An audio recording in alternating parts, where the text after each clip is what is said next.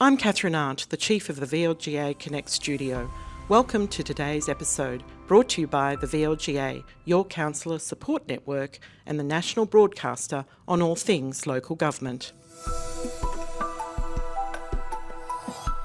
Hello everyone and welcome to VLGA Connect. It's our weekly discussion of all things governance in the Victorian local government sector and even beyond, I suspect, we'll be going today. We call it affectionately in the family TGU. And joining me today, firstly, I'll say hello to Julie Reid. How are you, Julie? Good morning, Chris. Hi, Tony. Great to be back again. And Tony Rownick, of course, from Hunt & Hunt Lawyers, who sponsor the program as well. Hi, Tony. Great to be here. Winter already, but a beautiful winter this morning in Melbourne. Excellent. And Tony, do I suspect some more dulcetness to your tones this morning? Yes, you can hear that coming through. I have a little present in front of me. Oh, that's lovely. Oh, what would Tim the Toolman say? Oh, that's good. Okay, thank you very much for being with us to talk what's been happening in the news. And the big story this week, and the one that I think a lot of people are talking about, is the MAV's announcement of who the next CEO of that organisation would be. And this has happened in tandem with an announcement down south in Tasmania that the Hobart City CEO, Kelly Grigsby, is leaving to come back to Victoria. Reaction, Julie? Well, it's great news, isn't it, Chris, to always have a talented CEO back in the sector in Victoria. So fantastic news. I think the Kerry to Kelly is going to be sometimes a bit of a tongue twister to be able to get my head around. But look, fantastic news. Kelly no doubt will make a significant contribution towards MAV. She's no doubt well equipped to be able to take on the job, and we welcome her with open arms. Absolutely. It will be great to have her back in Victoria. Tony, your reaction to that news?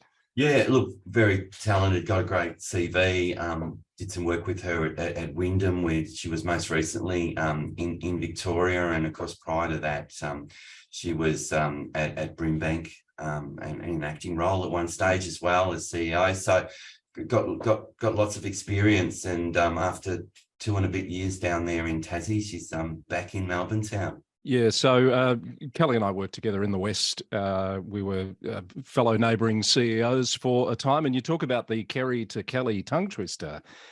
Julie, this is not the first time we've had to deal with that, because, of course, when Kelly took over at the City of Wyndham, it was from Kerry Thompson, who is now vacated at the MAV, and Kelly's coming into that role. So, you know, a bit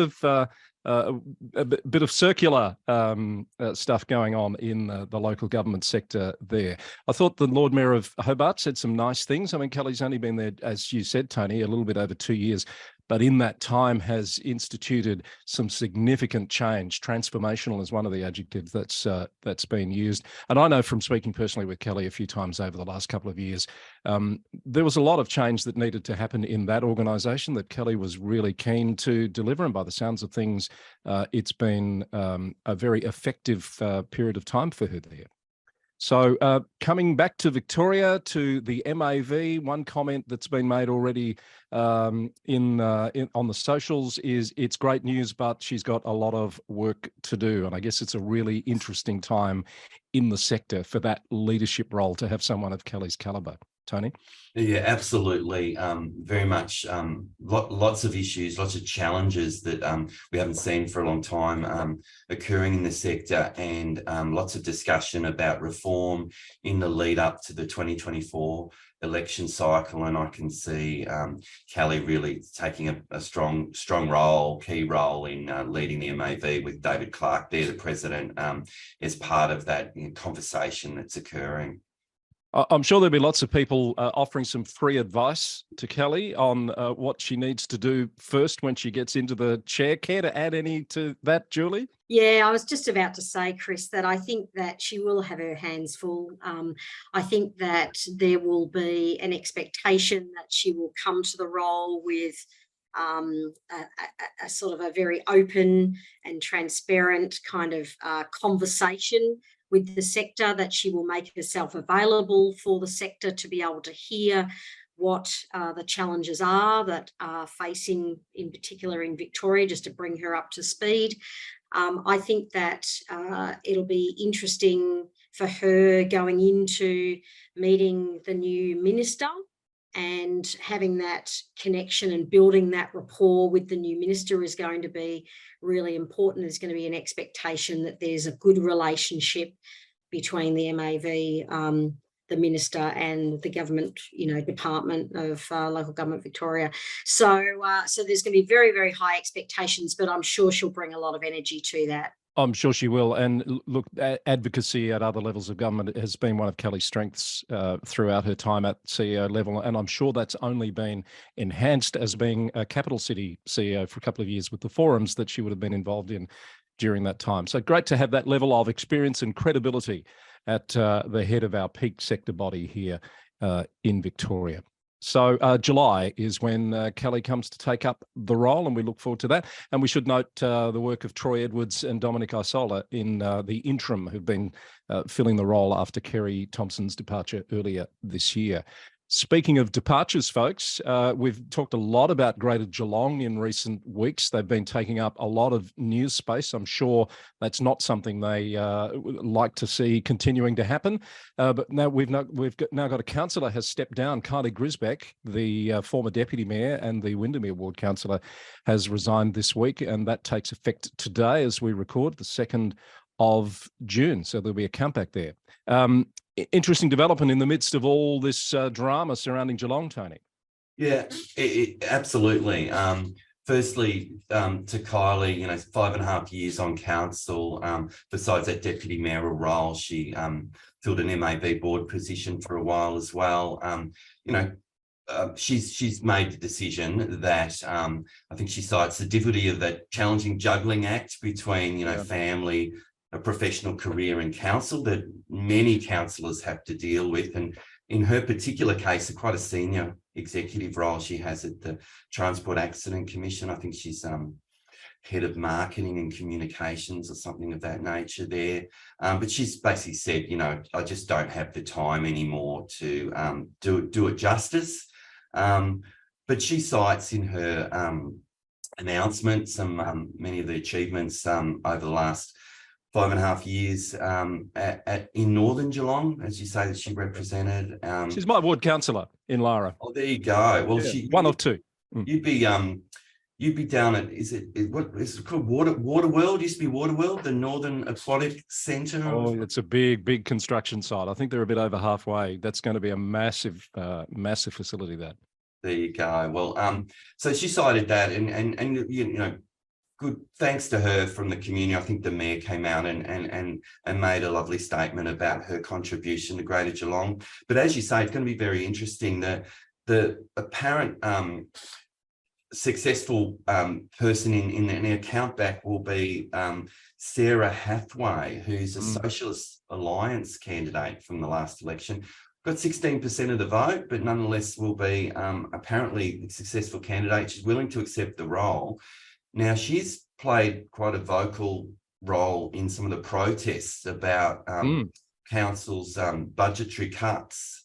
So that'll be a really interesting dynamic coming into the council chamber now and having to deal directly with those issues. Absolutely right, Tony. And of course, that's the best guess that people are making based on whether they think the votes will fall under a count-back procedure. Of course, that needs to play its course. And we have seen examples of people thinking they were going to get the spot, and for some reason the count went a different direction. It sounds like this one's pretty solid, but we'll wait and see. We don't have a date yet, I don't think, from the VEC. Julie, it occurs to me that this is another in a list of recent announcements from councillors stepping down, talking about the demands of the role and the challenges in balancing professional, personal and community life. I don't know about you, but I'm starting to worry about this because it seems nearly every week we've got a councillor saying, I just can't commit the time and effort that's required for this role anymore. And it's interesting, Chris, because it's come off the back of COVID. So I think there's certainly been more of a trend post the COVID environment. So whether or not as a result of that, people are just saying, look, I'm not going to take on the same level of workload as what I did pre-COVID. because I've seen what it's like to have more balance in my life and have a little bit more time out. And it's actually something that I'm really attracted to. So look, I think I always say, give a busy person, a big job to do, and they'll do it really well. And everybody says that. And look, no doubt that the councillor has been in that situation. And, not only that, served on the MAV board for 2 years, as well as all the local groups. I mean, an amazing job to pick up all of that with an executive position. I don't know how she's done it. And look, I think that there's no doubt that there are expectations that are growing from the community that expect councils to be more available 24/7. Social media itself is causing lots of headaches, but also, demanding more attention and response on a more regular basis. So it is becoming a more demanding position. I think that there's been a recognition that the mayoral role is pretty much full time, but I think we're now moving to councillors having to spend a lot more time than what originally they were, probably pre-COVID. The more recent one was Fleur Hewitt at the Borough of Queenscliff. The VEC's announced a count back there for the 19th of June at 1 p.m. to fill that role. Fleur was the current deputy mayor when she stepped down last week or the week before. Want to ask both of you, I keep track of these things because, I've got nothing much else to do these days. How many countbacks or by-elections, including the one that will be required for Kylie, do you believe we would have had in the term of this council so far, given that we're not 3 years in yet? More than before. That's a cop-out. About 6 to 8, something like that. It's 43. No, so really? In the state of Victoria. Now granted, a couple of these happened at the start of the term because there were either insufficient nominations or there was a tragic accident when someone died. A couple of sitting councillors passed away early in the term. But the list of countbacks and by-elections now is at 43 for this term of the council. A few ill health ones in there as well. I'd love to know how that tracks against previous terms. I'm betting, like you, Tony, it's more than before. Yeah, I think Julie's right. I think it's a reflection of the times, the challenges, and I think that the pandemic perhaps created just a big load for councillors as well, that maybe some, found that particularly distressing and trying on other relationships that they had. But look, we'd prefer councillors do this in the lead up to an election rather than just after an election. Yeah, that is a good point. Obviously, we'd prefer them to see the term out and not impose the cost of countbacks and by-elections on councils, but sometimes it's unavoidable. All right, that list, by the way, is on the Local Government News Roundup website. Happy to be picked up if I've missed any of those or got any of those wrong, but it's sitting at 43 as of now, and I think it's something the sector needs to be talking about. Melbourne has severed its sister city's relationship with St. Petersburg in Russia this week. This is politics starting to intersect. Some protesters outside Melbourne Town Hall, I understand, on the night of the decision. They had suspended the relationship back when the Russian attacks on Ukraine started. Surprised? Understandable decision, Julie? I don't think I was surprised. And Melbourne will often take the lead on these big issues, and I wasn't surprised to see protesters outside the town hall. Look, again, it becomes it's a political decision, but good on them if they feel so strongly about it and they want to make a statement about it. Then they certainly have the right to do so. But I just, look, it's one of these things that could be, highly sensitive in the community, and they've taken a stand on it. Sister city relationships, Tony, should they still exist? Is there value in them? It is interesting. I did turn my mind to that. And Melbourne, of course, have multiple sister city relationships still. Osaka, Tianjin, Milan, Boston. I've missed someone somewhere there. But which caused me then to investigate this. When people often when the issue comes up, the off-sided sort of study is the Seattle and Kobe, Japan studies. So Seattle in Washington started a sister city relationship with Kobe. There was a study, and it was found that over the decade after the sister city relationship commenced, direct international trade between the two cities grew by 300%. Now, I guess there might potentially be other reasons for the trade to have grown, but it was certainly attributed to the sister city relationship. This is a big thing in the States, particularly. There's a Sister Cities International website I had a look at, and some quite relatively modest towns in the States have lists of sister cities that would put Melbourne to shame. You know, Birmingham, Alabama has 14 sister cities. Oh, Miami has over 30 something. Oh, you have been doing homework, Tony. Over 30. So this is the other thing, though, is there's a bit of a precedent in Australia for this termination of sister city arrangements over politics. I don't know if you watched at the start of the pandemic, Wagga Wagga City Council, Wagga Wagga being a town of 70,000 people, has a sister city relationship with Kunming in China, which has 8.5 million people. So interesting sort of contrast between the two. In a debate at council in April or so of 2020, the Wagga Wagga councillors spoke about the origins of the coronavirus, and then it got to the debate around the communist regime in China, and the various Chinese dissidents were cited, and voted to terminate that relationship. Oh. Well, it was pretty short-lived, because the deputy PM, Michael McCormack, at the time, a Wagga Wagga born and bred person, came out in the media very critical of the impact of this decision in terms of international trade diplomacy.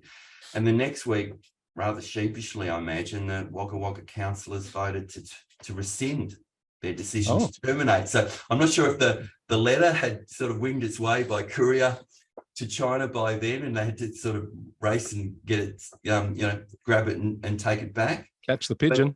The sister city relationship, I think, is still in place. But yeah, it shows you politics can be, a player in these decisions. All right. Well done, Melbourne, for taking a stand on that. What's next on my list? I was really sad to see this. The former mayor of Moonee Valley and a long-term councillor of 15 years, Jim Cusack, has recently passed away. I was a bit blindsided by that news. Had come across Jim in the West a fair bit. So very sad. And there's a nice post there from Moonee Valley Council on their LinkedIn and socials paying tribute to Jim, who made a significant contribution over that time. So our well wishes go out to Jim's friends and family. Did either of you come across Jim in your local government time? Yeah, I think 15 years in local government, Jim, and it was nice that I think last year it was that there was a certificate. He was able to come back to council, and the mayor and CEO were able to present him with a certificate, about his valuable contribution there at Moonee Valley. But thoughts to Jim and his family. Yes, Vale Jim Cusack. A few stories coming from outside of Victoria that I think are worth talking about in terms of, again, comparing the way different systems work and how different councils are dealing with issues. The city of Salisbury, we've talked about this before in South Australia, 2 councillors there who've been very vocal and making comments about, right-wing conspiracy theories, comparing smart city technology to Nazi concentration camps, etc.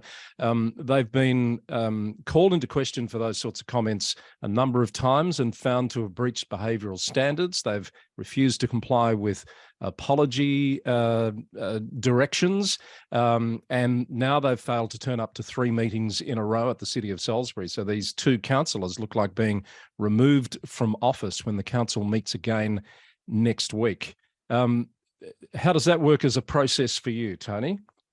Well, it's a fair process. I think that there's a sort of a show cause type letter that has gone out to those councillors as to them to state their case as to why they shouldn't be removed from council. In Victoria, there's a similar legislative provision. I think it's 4 months of consecutive, absence from council without approval, without permission. So I think that's a fair process. And you cited some of the behavioural concerns, perhaps, but this is the decision is made on the basis of the absenteeism, and yeah, we'll see. I think they're in a difficult position, those two councillors, perhaps caused by their own making. But if they haven't sought approval for their absence, then they could well be, removed from council for the long term. It sounds to me like the councils gets to resolve on this, depending what the two councillors say, and that gives effect to the removal, or does it actually then have to go off approval of the minister? How would it work in Victoria? Look, I think in Victoria, it is one of those grounds of disqualification, and so the question is always, has it been approved? And someone would just need to bring to the attention of I think of the council and potentially the local government inspectorate of a failure to attend without approval, and it would take the provision would take effect, I believe. Pretty strong stand being taken by the council here, Julie, and maybe some of those councillors are seeing this as manna from heaven, the fact that those councillors haven't turned up to 3 meetings in a row, because it's been very contentious there. What really annoys me is the time and the effort that's wasted, on this misbehaviour that causes not only grief for the council, but it causes a breakdown of reputation for the council in the community, and then another impact on the reputation of local government across the board. So I think it's a waste of time and effort on people that are really just not doing the right thing, which really kind of gets to me. So let's see how it plays out. And these kind of penalties, I suppose, are in play for a reason, and let's be grateful for that, I think. So you're a skeptic, Julie and Chris. You don't believe that Elon Musk has put those little brain chips in robots and they've gone and killed I don't think Elon Musk has done that. Bill Gates might have. Must have been Bill Gates. I do jest. Look, this. What I was thinking is, what are these? But their names, by the way, are Severina Burner and Grace Borden. And anytime they've had their behaviour called to question, they've hit back pretty hard. I'm just waiting to see what might come from them in advance of this meeting on Monday, because history would tell us they're not going to go quietly. So stand by. Extraordinary scenes in New South Wales this week. The local government minister has stood up in the New South Wales Parliament under question time and launched a scathing attack on New South Wales councils. This all harks back to the fact that the government is requiring the councils to pay more in terms of a subsidy for emergency management. And this has come at the end of the budget cycle. Councils have said in some cases they're going to have to use their entire rate rise to pay for this increase in subsidy. It's worth well in advance of $1 million for some councils. The minister has got up and talked about egregious expenses of councils, and they need to get their house in order before they come asking for support here from the government. And it's signalled a real change in the language and the relations that seem to have been developing between the new New South Wales government and the New South Wales local government sector. Tony, pretty extraordinary attack this by the minister in the Parliament. Yeah, as you say, it doesn't sort of augur well for the relationship between those two levels of government moving forward in New South Wales. And I dare say, with so many councils across the state, there probably are some examples of inappropriate expenditure at councils, as there well would be, I dare say, at levels of state government there, but doesn't particularly help the relationship to be sort of screaming from either the state government chamber or a council one with these, sensationalist sort of claims. The president of LG New South Wales, Daria Turley, has come back in the last 24 hours and pointed out the change in the change in stance here. The minister now that is in government seems to be taking a different approach to the whole cost shifting from other levels of government issue that apparently they'd been making statements of being supportive of dealing with prior to the election. So some pretty extraordinary words that have been fired back, Julie, from the local government sector body president here as well. Yeah, look, and I'm not surprised, and I'm actually pleased that there's been a bit of a firing back to defend the sector.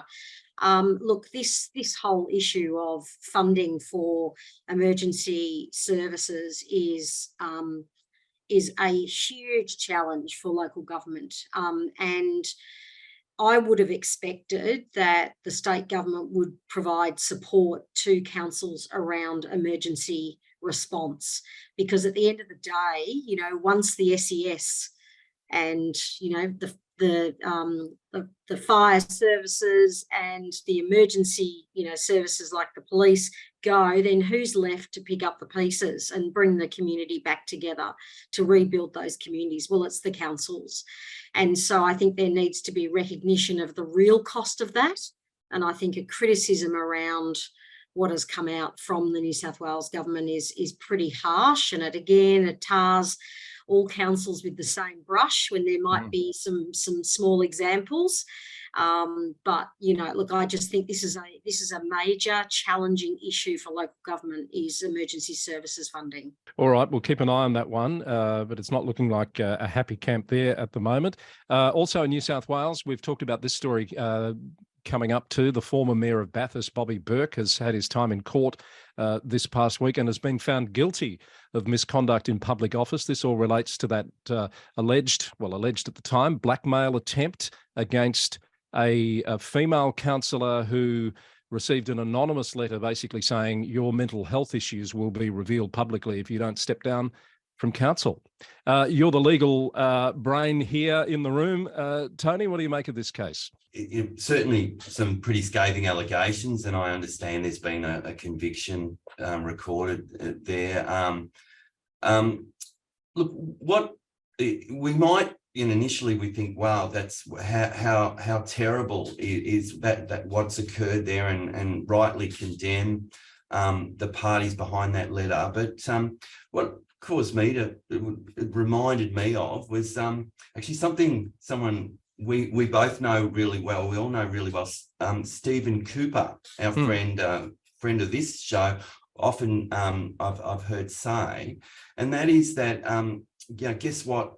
The news is in. We're none of us are actually as ethical as we think we are, and sometimes there's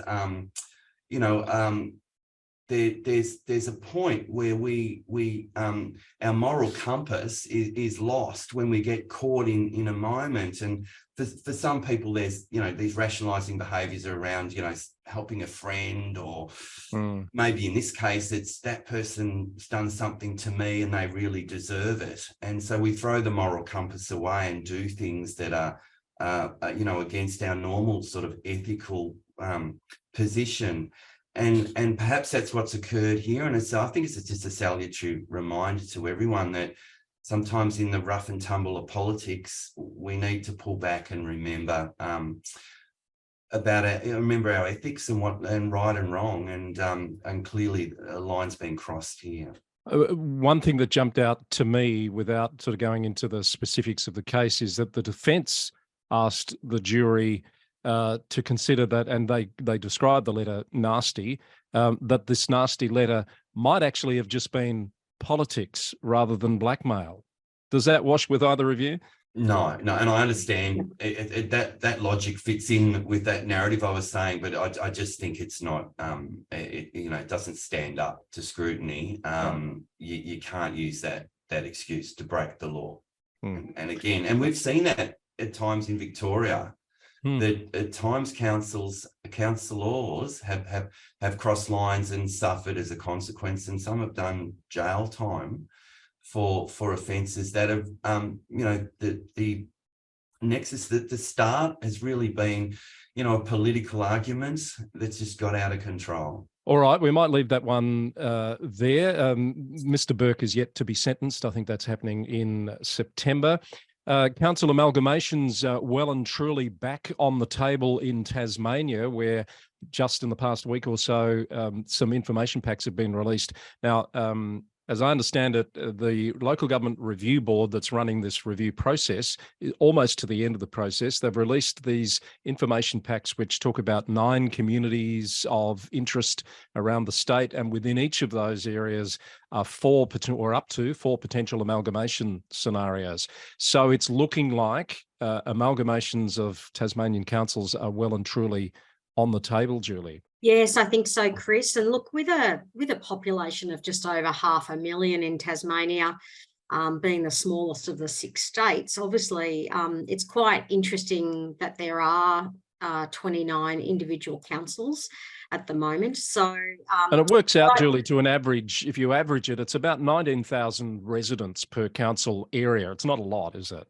No, it's not really. And the cost of continuing to serve a community of that sort of size is it's pretty enormous in terms of the cost of administration. So I can understand why the government is looking at it.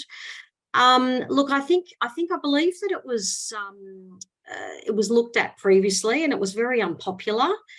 And at that stage, I think there was about 70% of the Tasmanian residents that sort of voted against it or went against it. So it'd be interesting to see whether there has been a change in attitude from the local community to see, what kind of submissions that they put in. Because with that failure of the merger previously, has anything shifted up? Have people got a different impression of local government now? And are they seeing that they are struggling more than what they have? I don't know. So look, they're interesting scenarios. I think this is one for us to watch very, very carefully, in the sense of, depending on how it goes, is there likely to then have a knock-on effect elsewhere? Yeah. Is there likely to be a consideration by any other government in any other state about whether or not we're ready to have a look at amalgamations again? I'm sure they'll be watching with interest, particularly how the process rolls out. And I think you're right that circumstances have changed a bit since this was last on the table. Some of the councils have, in fact, submitted to this process, putting forward options for larger amalgamated council areas, the likes of, I think Launceston was one, I think Devonport might have been another. Tony? Yeah, I think the Tasmanian governments have been a bit shy of this since 1998, when Tony Randall lost the premiership and the government. And one of the reasons cited afterwards was his, the proposed amalgamation process that he had strongly supported in the lead up to that election. I don't know, is it Rocky? I think it's the local name for the premier there. They call him Rocky. Yeah. Mr. Rockcliffe, I think, is his surname. Yeah, he seems to think that now's a good time to re-enter that debate, and I haven't followed the local issues, but as you and Julie have pointed out, there does seem to be a level of, if you like, over governance. There are about 29 councils in Metro Melbourne. Exactly. Yeah. A lot bigger, population, 5 whatever it is million. Versus the 500,000 in Tasmania. So there would appear to be some real efficiencies and savings, but I understand there's parochial community interests to navigate here.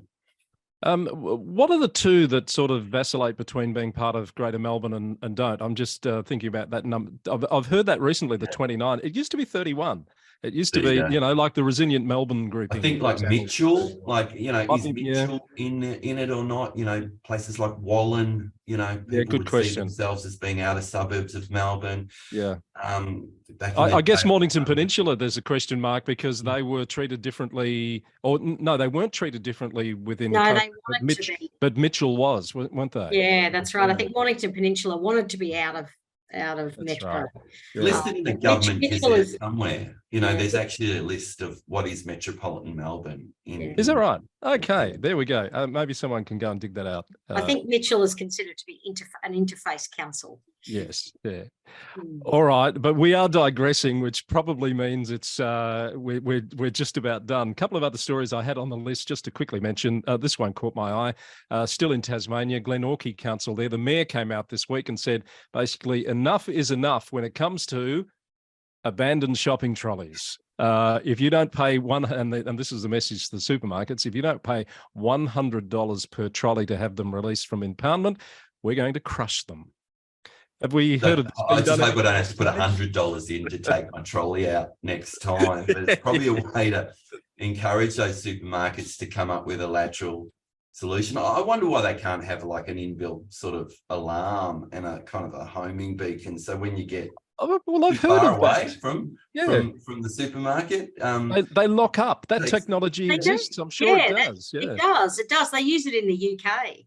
yeah. In central London. So, But I guess it's only go a certain distance. But yeah. anyway. I guess it's about the distance, and then at that distant point, that's where all the trolleys. Yeah, sorry, don't mean to make light of it, but I did think that was an interesting approach to the issue, and I know some others are taking close attention to see whether that has any effect. I think supermarkets should offer members of the community money to bring them back. I've seen shopping trolleys sitting in streets, and there's probably people that could do with a bit of extra cash. Well, it's going to save them $100 to get them released from impoundment, isn't it? That's right. Yeah. That's the answer. What would now again a stupid question that I don't know the answer to? What would a shopping trolley be worth? Ooh, don't know. Have you looked it up? No, it just occurred to me. They're expensive. Yeah. I'm sure they're expensive, but I don't know. That's, All right, that's one for you to report back on Roundup, Chris. Thank you. The Chinese input, I would guarantee, I reckon. We're perhaps just filling time now. Let's look at our picks of the week. Who would like to go first? I know you've both got one. Yeah, okay, I'm happy to jump in and give more time to the others. Melton, I just want to say congrats to Melton City Council, Lara Carley, the mayor there, and all the councillors and the team. After the recent 16 May, tragic bus crash that we saw those children from Exford Primary School involved in, some really, for some serious and, life-changing injuries that they suffered. Well, Melton Council, as often happens in these situations where there's a local tragedy, it's the local council that is one of the first to look at healing in the community. The council's resolved to, kick off some donations for the recovery effort for families, and has donated $10,000. It's a small amount of money, but it's a good start. And I know that they're liaising with the principal of that primary school, Exford Primary School, about where that money can best be directed to support the recovery in that local community. So again, well done to Melton. Yeah, good pick up there, Tony. Well done, Melton. Julie, surprise, your pick is coming out of the UK this week. Oh, yes, my focus is on the UK this year, Chris. And the BBC have reported, unfortunately, that 4 councils, including Liverpool, Sandwell in the West Midlands, Slough in Berkshire, and Thurrock in Essex, have all seen the government step in to help sort out some major problems that they've got there. It's called the Department for Levelling Up. Yeah. Has sent in commissioners to oversee the work of the councils, who will also take over their council powers. So look, this is really about financial mismanagement, poor governance, usually a combination of two sometimes, but there are serious financial difficulties in these councils. And as a result of that, there's now the stepping in and trying to sort out the mess that's been left from these councils. So it's happening internationally as well, Chris. Well, it is. Did you mention Woking? I think Woking's the latest to have commissioners appointed. And I think the story that you found, one of the key elements of this is looking at the results of the local elections of a few weeks ago, whether these financial troubles and the fact that commissioners have been in place has impacted on those councils at the ballot box. And it looks like it has. That's right. Yeah, correct. So there's definitely been a swing in Slough. And, you know, people are sort of obviously tuning in all of a sudden to these issues at the local council. I think there was the report sort of talks about, well, the communities don't always tune in because they don't really kind of look at those kind of issues when they're going in the election. But this time it's really made an impact, and it's kind of affected what's happened with the council. I'm reminded we had our recent global panel with LGIU on the issue of financial sustainability and stability, and Jonathan Carr West, the CEO, sorry, I was blanking there for a moment, of LGIU, made a pretty extraordinary comment that there is a real risk of some councils in England particularly going into failure, financially collapsing because of the state of the sector there at the moment. And, you know, you've just given us 4 examples of councils where there's been intervention needed because financially they're really on the line, I think. I think that this is a trend that's happening not only in Australia but overseas, and it's going to be interesting, I think, to see how the UK councils respond to this, and whether or not there's more that we're going to see that are going to collapse under what is happening at the moment. So I think this is one that I will watch really closely, particularly over the next few months, because I think there can be some learnings out of this. I don't know. It's really interesting, isn't it? We don't know what the real detail is behind the financials, whether it is about mismanagement or whether it is about it's just there's too much expected of local government. There's not enough funding towards local government, but there is higher funding that goes to local government in the UK than what there is here. So anyway, look, let's wait and see. Let's see what these commissioners can do to turn things around, because I think that will be the answer really as to whether they can sort it out. Whether that means there's going to be a lot of job losses in the UK, I don't know, but potentially this is what could occur, which is what's happened before. Well, as you say, it's not just happening in the UK. Auckland City Council, $325 million budget, black hole, 500 jobs have been announced now to be cut at Auckland Council and associated organisations. So you're right, Julie, this is hitting local government across the globe at the moment. Do you want to say anything about that, Tony, or will I go to my pick of the week? No? In fact, I think Tony's stifling a sneeze there, so we'll give you a leave pass. My pick of the week, just want to note this one. I've reported it on the local government news roundup as well. I'm calling this the curious case of the cache of cash, if that makes sense. So in Dubois, Pennsylvania, we've heard earlier about the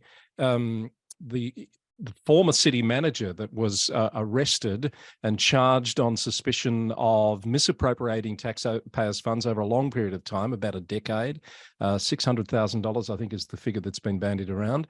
The latest development here is the city solicitor has turned up and given the interim manager a bag of cash, about $100,000, and refused to provide any information as to where the cash has come from, other than to say it's the city's money.